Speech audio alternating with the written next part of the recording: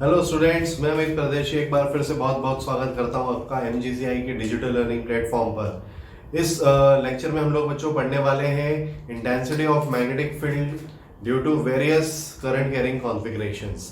मतलब different type के circuits होंगे, अलग अलग कॉन्फ़िगरेशन होंगे और उस कॉन्फ़िगरेशन के कारण कितना मैग्नेटिक फील्ड किसी पॉइंट पर प्रोड्यूस हो रहा है हम वो कैलकुलेट करना सीखेंगे। ठीक है, चलिए। तो उससे पहले मैं आपको याद दिला देता हूं, हम पढ़ चुके हैं intensity of magnetic field at the centre of current carrying coil. ठीक है, अगर किसी कॉइल में करंट फ्लो हो रहा है तो उसके सेंटर पर इंटेंसिटी ऑफ मैग्नेटिक फील्ड हम पढ़ चुके हैं, वो होता है mu naught by 4 pi 2 pi I by R. और अगर ये कॉइल एक कंप्लीट लूप ना होते हुए एक छोटा आर्क होता तो ये सेंटर पर जितना भी एंगल सबटेन करता वो इस 2 पाई की जगह आ जाता है। ठीक है, तो अगर ये एक आर्क होता तो सेंटर पे इंटेंसिटी क्या होती, ये होती mu naught by 4 pi theta I by R. ठीक, ये होती सेंटर पे इंटेंसिटी। मतलब जो भी एंगल यहाँ, जैसे यहाँ ये पूरा लूप है, 2 पाई एंगल बता रहा तो हमने 2 पाई ले लिया, और ये जो आर्क था ये तो थीटा एंगल बना रहा था तो हमने थीटा ले लिया। अब डायरेक्शन देखो क्लॉकवाइज है तो यहाँ क्रॉस लगा देंगे, इसकी डायरेक्शन देखो क्लॉकवाइज है तो क्रॉस लगा देंगे।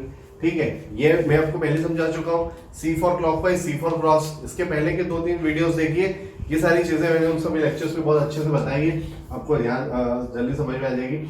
और स्ट्रेट करंट कैरिंग कंडक्टर की बात करते हैं, तो स्ट्रेट करंट कैरिंग कंडक्टर के कारण किसी पॉइंट पर हमने इंटेंसिटी लिखी थी, फॉर्मूला था B equal to mu naught by 4 pi I by R sine phi 1 plus sine phi 2।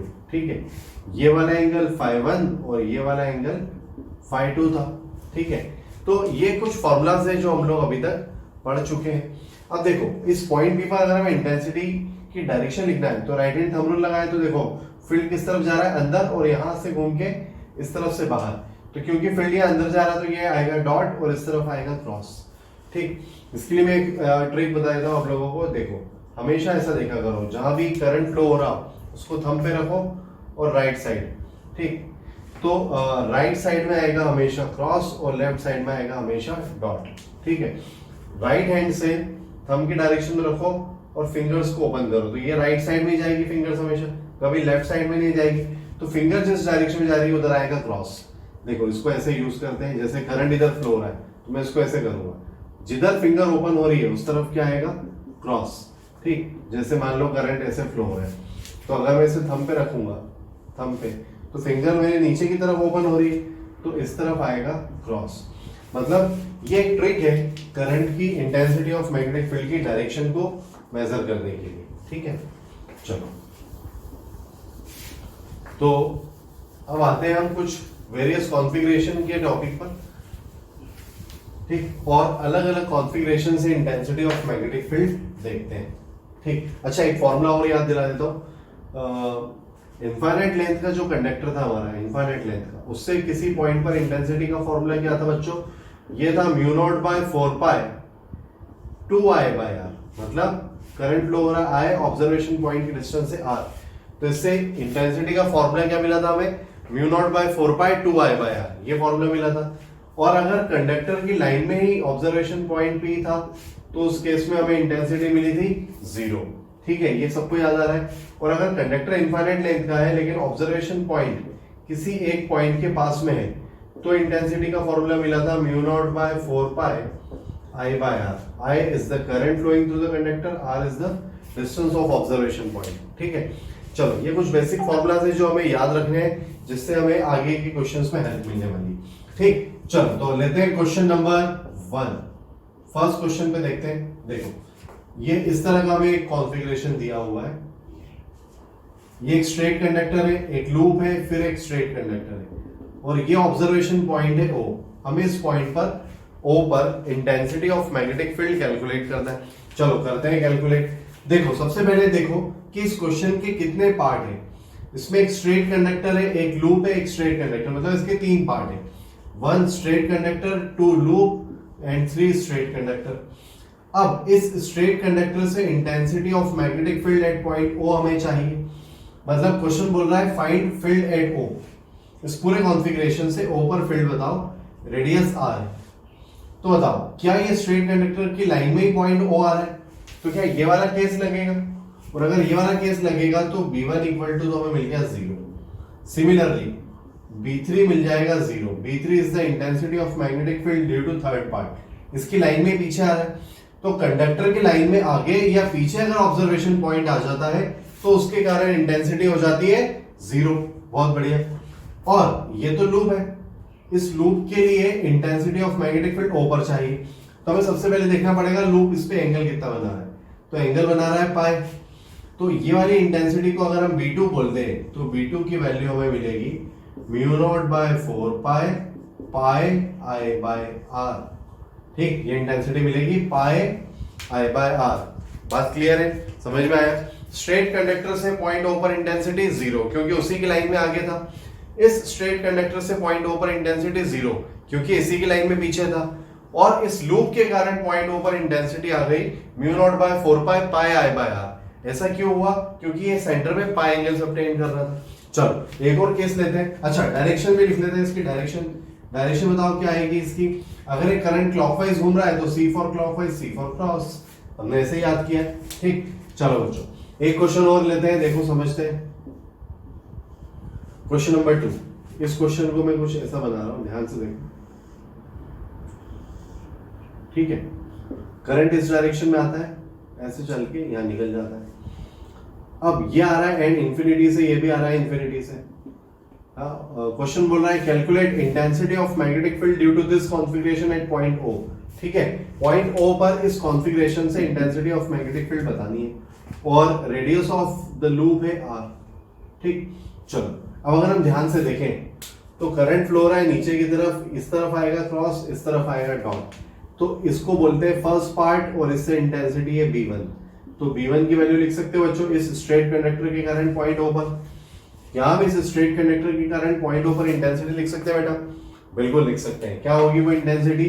ये वाला टाइप लगेगा इसमें, तो हो जाएगा mu naught by 4 pi. Infinite length का कंडक्टर है लेकिन ऑब्जर्वेशन पॉइंट किसी एक एंड के पास है, तो mu naught by 4 pi I by R. ठीक, आई बाय आर। अब देखो थंब की डायरेक्शन में करंट को रखो और फिंगर्स को ओपन करो, इधर आएगा क्रॉस, मतलब इधर क्या आएगा डॉट, तो ये डॉट आ गया। अब इसको मैं बोलता हूं सेकंड पार्ट, और इससे इंटेंसिटी लिख देता हूं B2। तो B2 की वैल्यू भी सेम होगी mu naught by 4 pi I by R. क्यों? क्योंकि कंडक्टर इनफाइनाइट का है, इनफाइनाइट लेंथ का है, और ऑब्जर्वेशन पॉइंट किसी एक पॉइंट के पास में है। तो जब भी कंडक्टर इनफाइनाइट लेंथ का होता है और ऑब्जर्वेशन पॉइंट किसी एक एंड के पास में होता है, तो ये वाला फॉर्मूला लगता है mu naught by 4 pi I bye, वो लगा दिया मैंने। करंट को रखो थंब पे, फिंगर ओपन करो, तो इधर आएगा क्रॉस, तो इस तरफ क्या आएगा डॉट, इसका मतलब ये भी हो गया डॉट डायरेक्शन। अब इसकी इंटेंसिटी बताओ B3, इसको मैं बोलता हूं थर्ड पार्ट, और इसकी इंटेंसिटी को बोल देते हैं B3। तो ये कितना एंगल ऑब्टेन कर रहा है सेंटर पे? पाई। अगर ये पाई एंगल ऑब्टेन कर रहा है तो इंटेंसिटी होगी mu naught by 4 pi pi I by R. Direction clockwise, तो इसके साथ आएगा क्रॉस। ठीक, अब ध्यान से देखो बच्चों, यहाँ एक ट्विस्ट आ गया, 2 डॉट है और एक क्रॉस है। तो अब क्या करें हम? पहले इन दोनों डॉट को ऐड कर लेते हैं। क्यों ऐड कर ले? क्यों ऐड करेंगे भाई साहब? क्योंकि दोनों डॉट है और दोनों की डायरेक्शन सेम है, तो सेम डायरेक्शन वाले वेक्टर का रिजल्टेंट तो एडिशन से ही मिलता है। तो चलो इन दोनों का जो सम आने वाला है, इन दोनों का सम आएगा mu naught by 4 pi I by R plus I by R, that is 2 I by R cross. तो इन दोनों का जो नेट था वो आ गया mu naught by 4 pi 2 I by R, और ये है पाई आई बाय आर। अब 2 बड़ा है या पाई? ऑब्वियसली पाई बड़ा है बिकॉज इट इज 3.14 और ये है 2।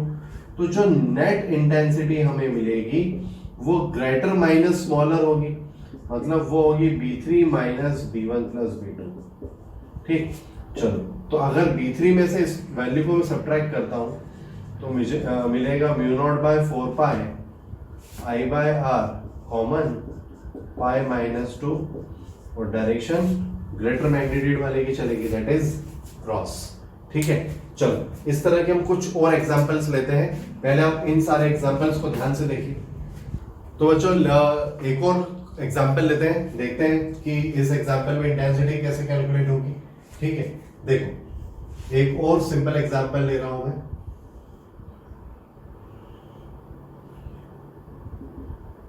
ये देखिए इस तरह से ये कोई पार्ट बना है, ठीक, इसमें भी दो स्ट्रेट कंडक्टर है। इसमें मैं बोलता हूँ फर्स्ट पार्ट, ये सेकंड पार्ट और ये हमारा थर्ड पार्ट। तो फर्स्ट पार्ट से इंटेंसिटी को ले लिया V1, इससे V2, इससे V3 और हमें नेट इंटेंसिटी चाहिए O पर, रेडियस है R और जो करंट फ्लो हो रहा है वो है I।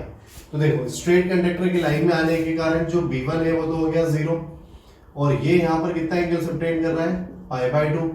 π/2 एंगल सबटेंड करने के कारण V2 की वैल्यू हो जाएगी म्यू नॉट बाय 4 π/2 I/R, ठीक है। और क्लॉकवाइज है तो ये हो जाएगा क्रॉस, देखो क्लॉकवाइज, ये देखो डायरेक्शन क्लॉकवाइज, ठीक, V3। अच्छा ये तो V3 की लाइन में ही आगे आ रहा है, V3 की लाइन में आने के कारण V3 के कारण नेट इंटेंसिटी हो जाएगी 0। अब अगर हम इन तीनों का रिजल्टेंट कैलकुलेट करें तो ये दोनों तो 0 है, तो नेट इंटेंसिटी हमें मिलेगी mu naught by 4 π/2 I/R cross, ठीक। तो इस तरह से हमें मिल जाएगी net intensity of magnetic field due to this shape, ठीक। चलो एक और एग्जांपल लेते हैं और अच्छे से समझते हैं इस चीज को, है ना। फोर्थ एग्जांपल है, ये थर्ड था। देखो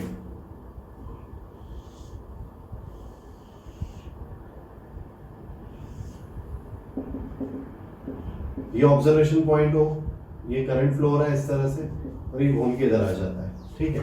ये दोनों एंड्स जो है वो इंफिनिटी से आ रहा है और ये इंफिनिटी पे जा रहा है, ठीक। करंट फ्लो हो रहा है I और रेडियस है R, हमें पॉइंट O पर इंटेंसिटी ऑफ मैग्नेटिक फील्ड चाहिए, ठीक है। तो देखो इस स्ट्रेट कंडक्टर इतने पार्ट को मैंने कर देता हूं, तो इससे इंटेंसिटी V1, इस लूप से इंटेंसिटी V2 और इससे इंटेंसिटी V3 हो जाएगी। चलो तो V1 की वैल्यू लिखते हैं सबसे पहले। तो अगर हम V1 को ध्यान से देखें तो ये तो वो वाला केस है, इनफाइनाइट लेंथ का कंडक्टर और ऑब्जर्वेशन पॉइंट किसी एक एंड के पास में, ठीक है। तो बताओ इसके कारण पॉइंट O पर इंटेंसिटी क्या लिखेंगे हम, ये होगी म्यू नॉट बाय 4 I/R। और अगर ध्यान से देखें तो करंट की डायरेक्शन और फिंगर जिधर ओपन होती है उधर क्या आता है क्रॉस, तो ये आ गया क्रॉस। B3 के लिए देखें तो B3 में देखो करंट की डायरेक्शन डाउनवर्ड, फिंगर इधर ही ओपन हो रही, मतलब इससे भी आएगा क्रॉस। तो B3 में लिख लेता हूं mu naught by 4 I/R cross, ठीक। नाउ B2 की वैल्यू कैलकुलेट करते हैं। देखो B2 क्या मिलेगा, B2 एक लूप है जो सेंटर पे एंगल सबटेंड कर रहा है पाई, तो ये हो जाएगा म्यू नॉट बाय 4 I/R और ये भी डायरेक्शन है क्लॉकवाइज, इसमें आएगा क्रॉस। ध्यान से देखें तो तीनों ही क्रॉस क्रॉस क्रॉस है, इसका मतलब जो नेट इंटेंसिटी होगी वो होगी इन तीनों का सम। तो सम करने पर म्यू नॉट बाय 4 I/R वाली टर्म तो आ जाएगी कॉमन, 1 + 1 2 + 5, हमें रिजल्ट मिल जाएगा mu naught by 4 I/R 2 + 5, net की इंटेंसिटी की डायरेक्शन भी होगी क्रॉस, ठीक है। चलिए एक और एग्जांपल लेते हैं, इस चीज को थोड़ा और बेहतर तरीके से समझते हैं, ठीक है।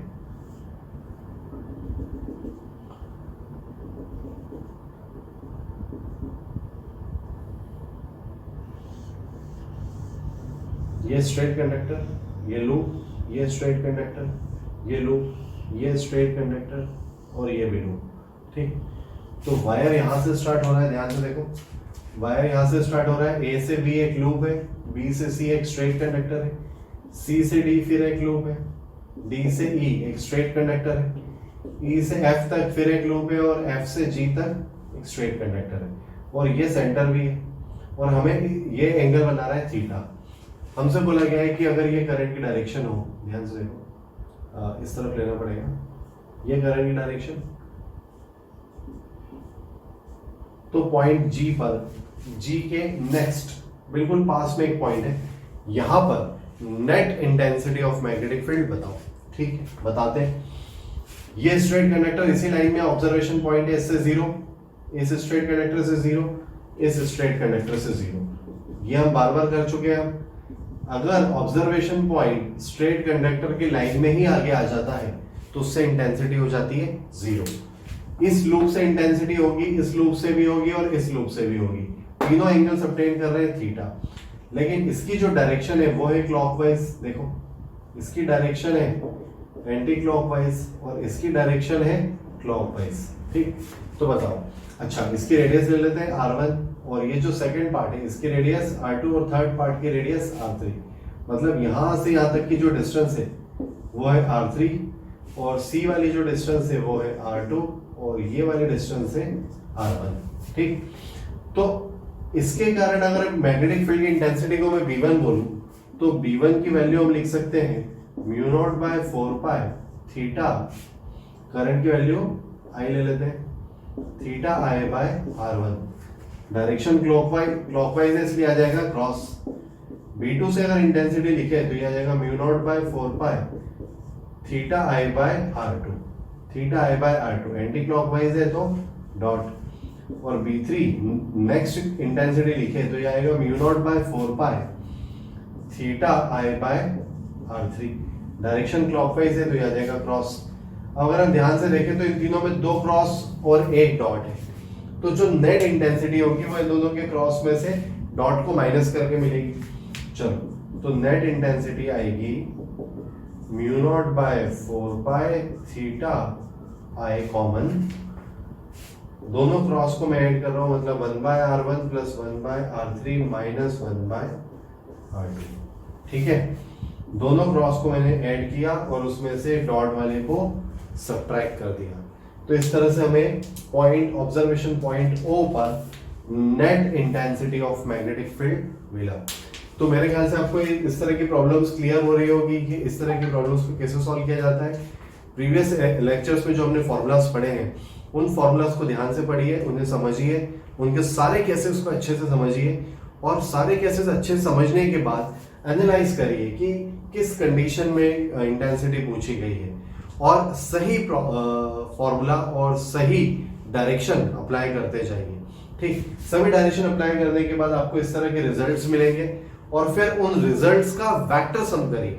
वेक्टर सम मतलब डायरेक्शन देखकर ही सम करना है, सेम डायरेक्शन वाले वेक्टर्स को ऐड करना है, अपोजिट डायरेक्शन वालों को उनमें से सब्ट्रैक्ट करना है। तो इस तरह से आप फाइनल रिजल्ट तक पहुंच जाएंगे। ठीक है, तो एक बार सारी प्रॉब्लम्स को ध्यान से देखिए।